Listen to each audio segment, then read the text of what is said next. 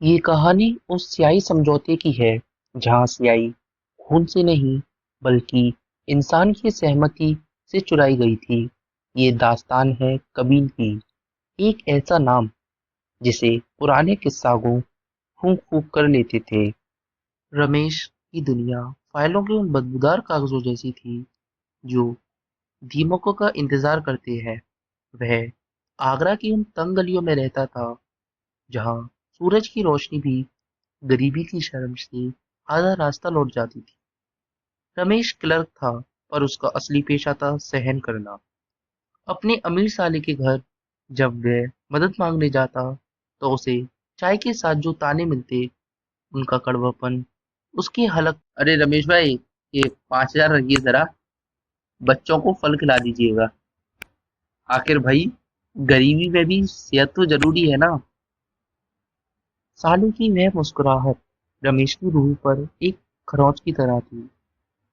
घर लौटकर वह अपने 7 साल के बेटे आर्यन को देखता। आर्यन जो अपनी फटी हुई चप्पल को धागे से सिलकर खुश होने की कोशिश करता था। एक रात आर्यन ने सोते हुए रमेश का हाथ पकड़ा और मासूमियत से पूछा, पापा, क्या हम कभी उस बड़े घर में रहेंगे जहाँ छत से पानी नहीं टपकता? रमेश की आंखों में उस रात पानी नहीं, तेजाब उतरा था। उसने तय किया कि वह अपनी पुश्तैनी मकान के उस हिस्से की मरम्मत खुद करेगा जो ढहने के कगार पर था। फावड़ा जब जमीन के सीने से उतरा तो वह मिट्टी नहीं बल्कि एक सदियों पुराना राज खोद रहा था। मिट्टी के नीचे एक छोटा सा आबनूस का संदूक मिला। उसके भीतर रेशम में लिपटी हुई थी मोहरे इस्तराब। जैसे ही रमेश ने उस तांबे की भारी मोहर को छुआ, कमरे की हवा ठिठक गई। लुबान की एक मीठी लेकिन सड़ी हुई महक फैली। दिए की लौ नीली हुई और फिर एक परछाई दीवार से अलग होकर रमेश के सामने खड़ी हो गई। वह कोई सींगों वाला दैत्य नहीं था। वह एक लंबा, निहायत शरीफ दिखने वाला साया था जिसके लिबास पर सुलेमानी दौर की कारीगरी थी। उसकी आवाज ऐसी थी जैसे दूर किसी खाली कुएं में पत्थर गिरा हो, गहरी और गूंजती हुई। मैं कबीर हूँ उसने कहा, जिन्हें आलीशान का वह वंशज जिसने इंसानी ख्वाहिशों के पूरा करने के लिए मुद्दतों पहले सुलेमान की अदालत से बगावत की थी। मैं वह मुसाफिर हूँ जो सदियों से सिर्फ एक चीज की तलाश में है, तुम्हारी रजामंदी। रमेश कांप रहा था, पर कबीर ने एक शांत कदम आगे बढ़ाया। डरो मत रमेश, मैं शिकारी नहीं, व्यापारी हूँ। इस मोहर को देखो, इसे एक ऐसे फकीर ने बनाया था जिसने खुद को भूख से मार लिया ताकि दूसरों का पेट भर सके। इसके प्रतीकों में वह शक्ति है जो किस्मत के धागे फिर से बुन सकती है। पर मेरा कानून अटल है। मैं छीनता नहीं, मैं मांगता हूँ। जो मैं दूंगा वह हकीकत होगी, जो तुम दोगे वह कीमत होगी। रमेश के सामने गरीबी का नंगा नाच और आर्यन की फटी चप्पल तैर गई। उसने मोहर को जोर से दबाया। मुझे मुझे शोहरत चाहिए, इतनी की दुनिया मेरी तरफ देखे तो आंखें चुंदिया जाएं। कभी मुस्कुराया, मंजूर है। बस इस मोहर पर अपना अंगूठा रख दो। तुम्हारी रजामंदी ही मेरा रास्ता है। हफ्तों के भीतर रमेश की दुनिया पलट गई। जिस जमीन को कोई पूछता ना था। वहां से एक हाईवे निकला और रमेश रातों रात करोड़पति बन गया। उसने शहर का सबसे आलीशान बंगला खरीदा, नौकर चाकर, महंगी गाड़ियां, सब कुछ उसका था। लेकिन उस घर के कोनों में सन्नाटा जमने लगा था। आर्यन, जो पहले चहकता था, अब गुमसुम रहने लगा। एक शाम रमेश जब दफ्तर से लौटा तो उसने देखा कि आर्यन खाली दीवार की तरफ देखकर हाथ हिला रहा था। बेटा, किससे बात कर रहे हो? रमेश ने पूछा। आर्यन की आंखें शून्य थीं। पापा, अंकल कह रहे हैं कि आपने जो किस्त दी है वह काफी नहीं है। वह कह रहे हैं कि महल की बुनियाद मजबूत करने के लिए सबसे कीमती चीज का बलिदान देना पड़ता है। रमेश का खून जम गया। उस रात उसकी पत्नी सरिता बीमार पड़ गई। वह अचानक सूखने लगी, मानो उसके शरीर के भीतर कोई अदृश्य प्यास छिपी हो। रमेश की दौलत, जो कल तक वरदान थी, अभी बोझ लगने लगी।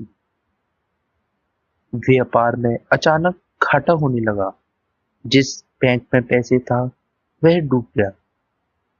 सरिता आईसीयू में थी जो और डॉक्टर बस सिर हिला रही थी। उसी आधी रात को जब रमेश अपने ऑफिस में अकेला था, मोहरे इस्तराब अपने आप मेज पर घूमने लगी।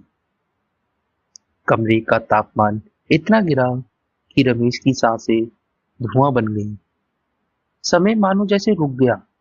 घड़ी की सुइयां एक जगह ठहर गई। कबीर उसके सामने बैठा था, हाथ में शराब का एक पुराना प्याला लिए।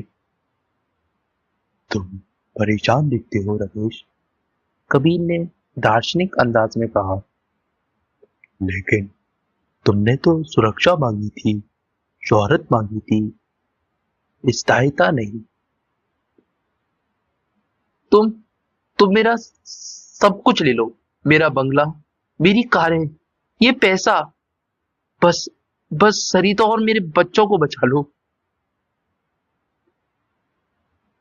कबीर ने धीरे से प्याला नीचे रखा। इंसान की ये फितरत मुझे दिलचस्प लगती है।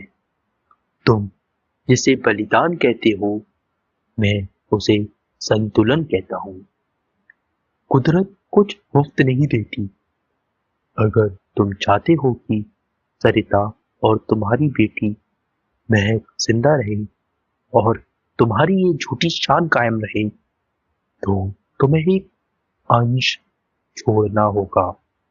वह अंश जो इस घर की खुशियों का केंद्र है, आर्य। रमेश की आवाज उसके गले में ही मर गई। वह वह मासूम है।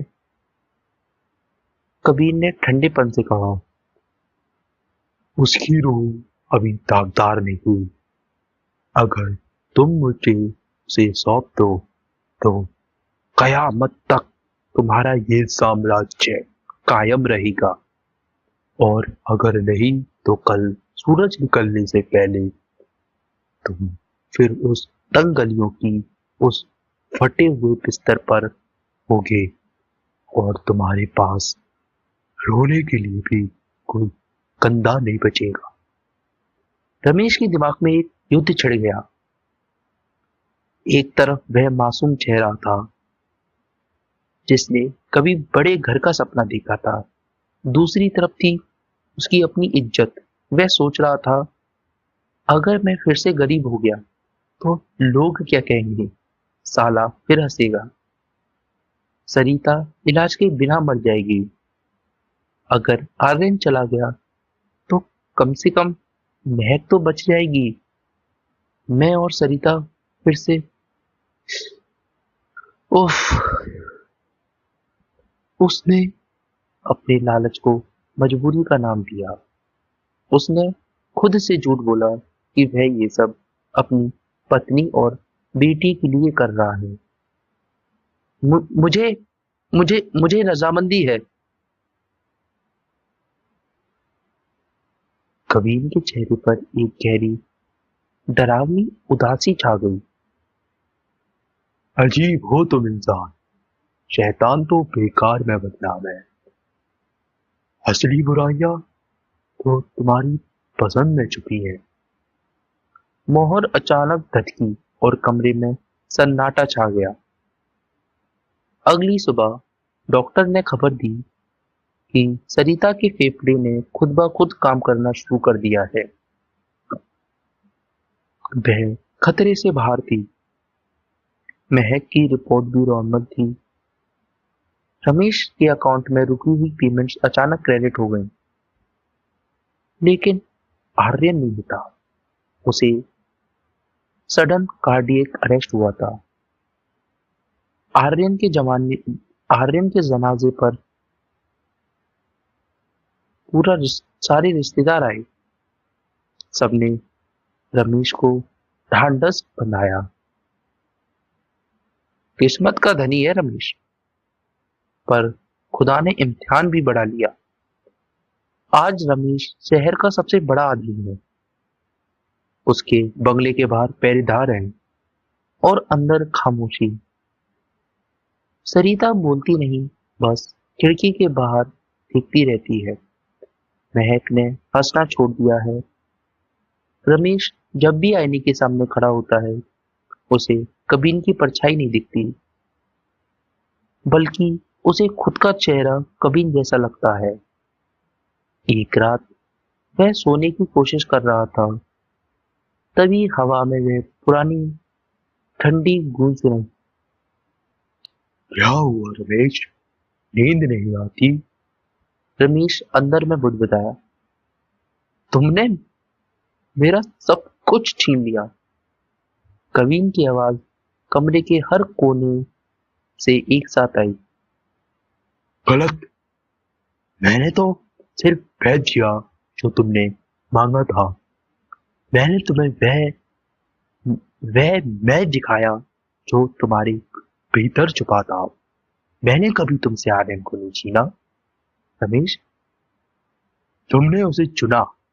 डरो मुझसे नहीं, उस चुनाव से डरो जो तुमने उस रात किया था। क्योंकि मैं तो सिर्फ एक अनुबंध हूं। असली राक्षस तो तुम खुद हो। रमेश अब अकेला नहीं है। उसके पास बेहिसाब दौलत है और एक ऐसा सन्नाटा जो उसे हर पल याद दिलाता है कि उसने अपनी रूह की कीमत पर एक महल खरीदा है और उस महल की हर दीवार आर्यन की खामोश चीख से बनी है। तो ये थी आज की कहानी। अगर ये कहानी आपके रोंगटे खड़े कर गई हो तो चैनल को सब्सक्राइब करना ना भूलें। और हाँ, अगली बार फिर मिलेंगे एक और डरावनी दास्तान के साथ। तब तक के लिए अंधेरे में थोड़ा संभाल कर।